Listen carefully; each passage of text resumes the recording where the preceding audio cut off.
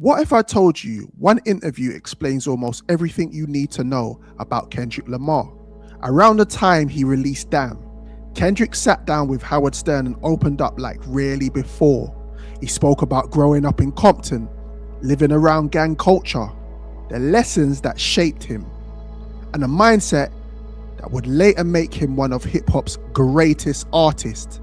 When you compare that journey to Drake's, you begin to understand why these two superstars see the world so differently. Let's just get straight into it. Ladies and gentlemen, dons and donettes everywhere, it's your boy Morgan Heights in the building. Salute. Like, share and subscribe to the channel, hit the like button, and also hit the hype button if you're watching on your mobile phone or iPad. Let's go.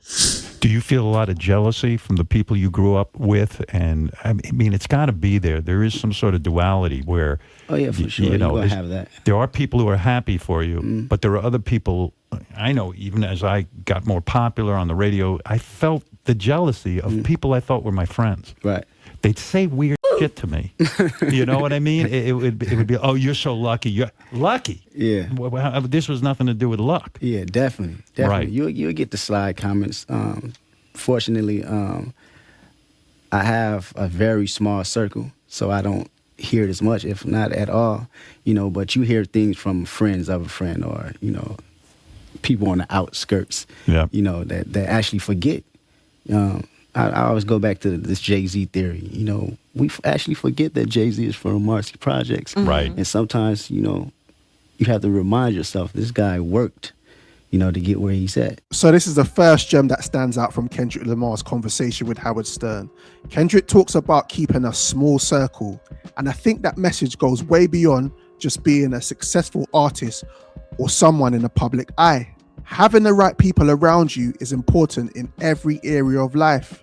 Your circle should be made up of people who are honest with you, people who keep you grounded, and people who genuinely want to see you grow. The more success you achieve, the more important it becomes to have people around you who are not afraid to tell you the truth.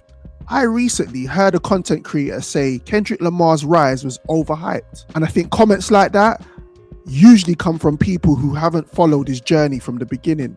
If you have watched Kendrick Lamar's career from the early days, you understand that his success didn't happen overnight. Kendrick has been building his legacy for years. From his early projects, his growth as a lyricist, his storytelling ability, and the way he represented where he came from. He didn't just arrive at the top. He earned every opportunity that came his way. In this interview with Howard Stern is another example of why Kendrick has been able to maintain longevity. He understands the importance of staying connected to his roots, protecting his energy, and keeping people around him who remind him of who he is. That mindset is a major reason why, years after this interview, and even today, Kendrick Lamar continues to stand at the highest level of hip-hop. That's the other weird thing, too, with your career now. Everyone compares. I noticed this as early back from like Elvis or the Beatles or the Stones. Oh, the Beatles are better than Stones. There's this constant rap out there that Kendrick Lamar is now the new Jay-Z. He's bigger than Jay-Z, better than Jay-Z, better than Tupac. And when you hear all that, doesn't that put a tremendous, almost like a jinx on the whole career? Like, don't you go, oh, fuck, yeah, but people love me. That's right. Great. Why can't you just be Kendrick? Yeah. Doesn't that feel like a lot of pressure every time you release new music? I wouldn't say a lot of pressure because these are individuals that I've studied, Tupac, Jay-Z. Of course, to get that type of acknowledgement is great. But at the end of the day, as long as I don't get caught up in the idea or the design of being exactly like these artists and continue to be Kendrick Lamar, then I can only move forward. I think when the artists get caught up in that type of hype, that's when things get a little tricky. That's when it becomes pressure, it stops becoming fun because now you're looking for expectations, Do you have to feel that you are better than those guys? Do you have to kind of take the mindset that I'm the best out there? Yeah, I have to. You do? Because that's the only way it's going to move the culture forward. On the song Control, Big Sean's record, when you were on his record, you're kind of calling out all these older rappers and saying, I'm the guy now. Yeah, new guys too. New guys too. Yeah.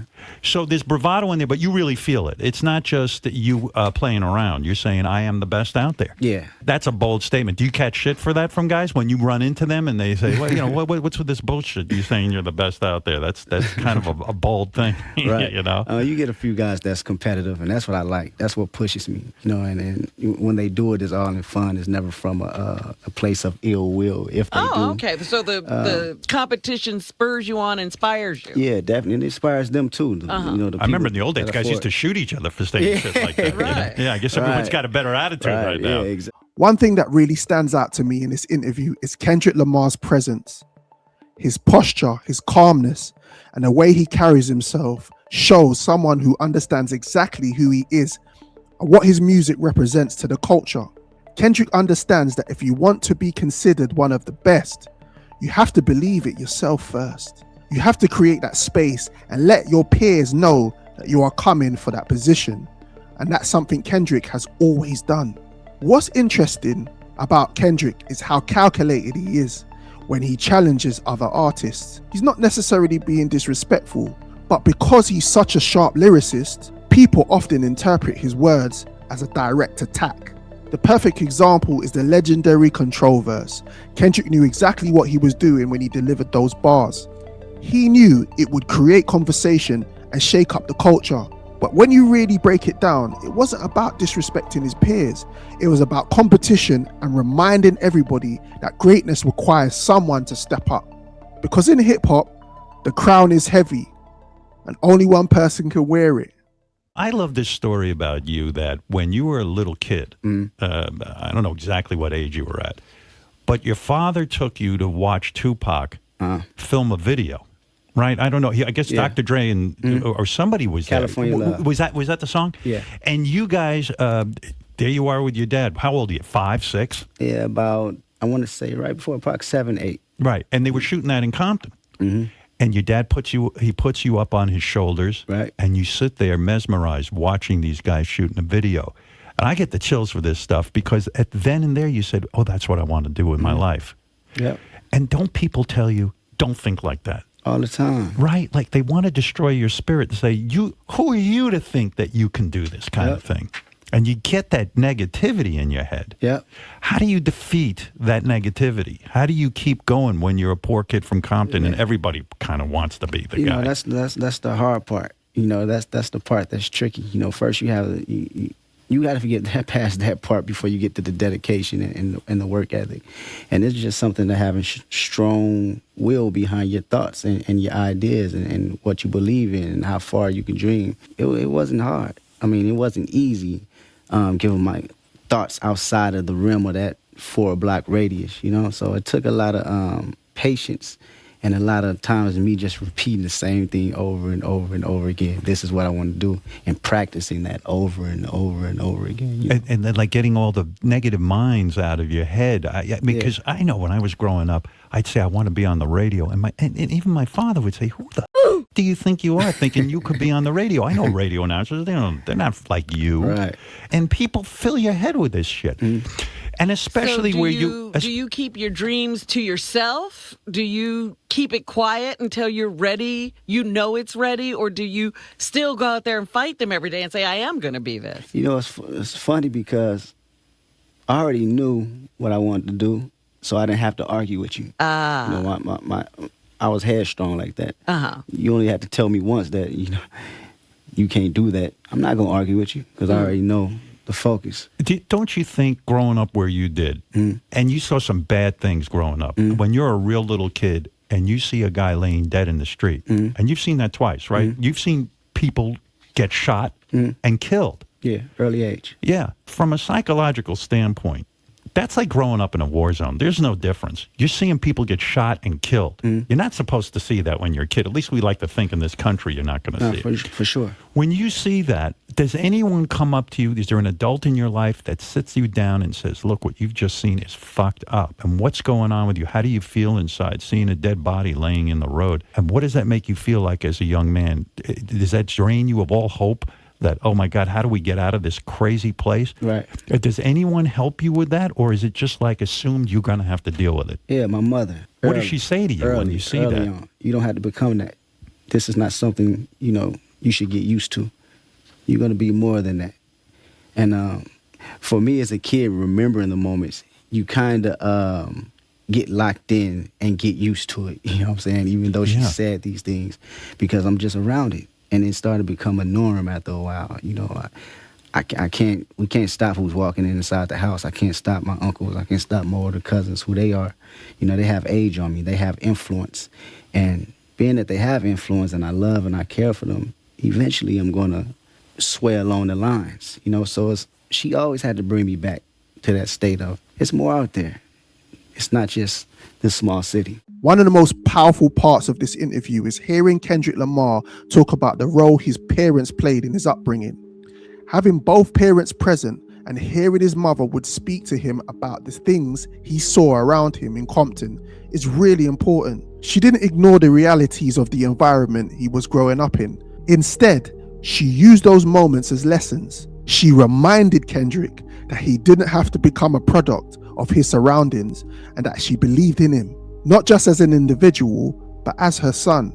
That type of support and guidance can change a person's entire direction in life. We need those family members, those elders, and those positive influences who can show young people that there is another path. Someone who can remind them that their circumstances don't define them, and that with hard work and belief, they can achieve whatever they set their mind to. It reminds me of a conversation I recently had with my son. When he said he wanted to become a professional footballer, someone close to him told him it probably wouldn't happen. And I immediately told him not to let that define his ambition. If he has the dedication, discipline, and belief, he should chase that dream. Sometimes people unintentionally place their own limitations and insecurities onto others because of their own experiences. But what stands out about Kendrick's story is that he had someone in his corner who encouraged him to see beyond his surroundings. His mother helped him believe that there was more waiting for him, and that belief became part of the foundation that helped create the Kendrick Lamar we know today. Did you feel unsafe to the point that I'm surprised you were a straight A student? You were a good student I was a cool in school. Student. You were a really good student. I was a good student. And I think in that environment, it's almost impossible to keep your mind on studies when you're sitting there and seeing people getting shot in the street. It's almost a miracle if you can be a good student. Yeah, definitely. And by good student, I mean straight A student. I was decent. I wouldn't say straight A's. I'll say straight. We on So it came easily. Did other kids goof on you? No. Because you were a straight A student? Because I grew up in a pretty bad place in terms of, poverty and all that. And if you excelled at school, kids would make fun of you. Yeah. Which is another crazy thing for learning. Right. Yeah, that is funny. And I know about that too, because the thing with me with school is I was way more intelligent than the actual work I put out, because you keep it down. I had to tone it down. I knew how far I can excel if I put my focus and everything into it. But I was part of the cool kids, yep. And you have your influence. You want to do other things, but I knew how far I can go if I put my work ethic into it. So I took that same mistake and I applied it with music years later, because I knew if I put my focus in this, I can excel. Did you ever dream of going to college and doing the academic route? No, I didn't. It was music always. Yeah, it was music. Yeah, because that's crazy. I remember growing up, and if a kid did really well, they'd pull him out of the school and send him to some Take him to another across. school? Yeah. There was a place called Tresper Clark where any kid who showed potential, they quietly move him out of the school because the school was so bad. It encouraged you to be bad. Right. If you were a little too smart, people didn't like you. Seriously? Yeah, it was just a weird psychology there. So it pushed you to be bad. Well, yeah, It they sorta- encouraged yeah, it. yeah. Yeah, they encouraged it there. In this interview, he reveals that he was actually a highly intelligent student and that one of his biggest regrets was not pushing himself harder academically. I think a lot of people can relate to that feeling. When we look back at our younger years, many of us think about the things we could have done differently if we had the mindset, discipline, or experience that we have today. But what stands out about Kendrick is that he didn't allow that regret to hold him back. Instead, he used it as motivation. He took that same hunger and desire to improve and transferred it into his music. He understood that he had a gift, but talent alone wasn't enough. He knew he had to challenge himself, develop his craft, and make the most of the ability he had been given. That mindset is a major reason why Kendrick became the artist he is today. He turned his experiences, his mistakes, and even his regrets into fuel.